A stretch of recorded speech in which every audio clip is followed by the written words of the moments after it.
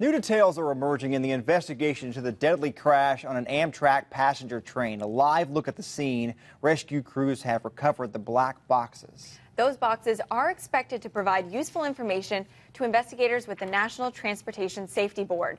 We'll hear more from the former head of the NTSB a little bit later, but now here's ABC's Karen Travers with the latest. At least 7 dead, dozens injured, and so many questions.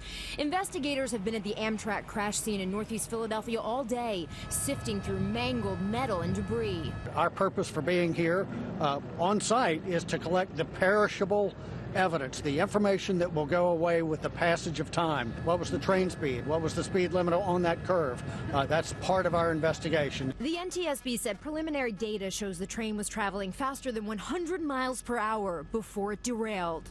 Officials recovered the train's equivalent of a black box, and it's being analyzed by Amtrak officials for clues.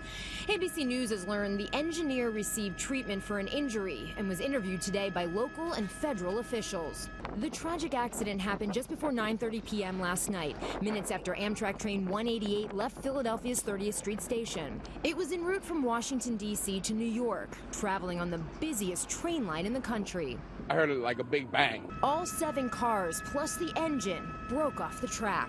The train tilted over and rolled.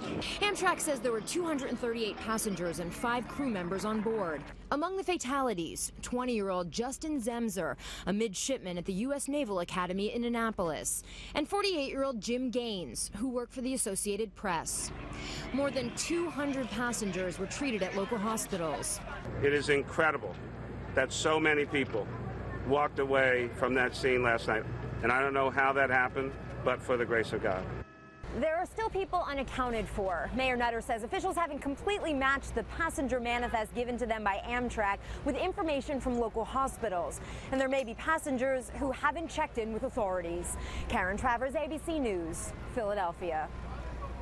And this afternoon, we spoke with the former head of the NTSB, Jim Hall, about the accident and the railroad infrastructure. Hall says Washington continues to invest less into infrastructure. He says he hopes federal leaders will use this crash as a wake-up call to start putting more money into the system.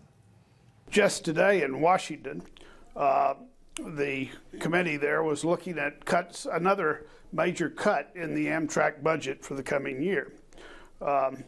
It is just, unfortunately,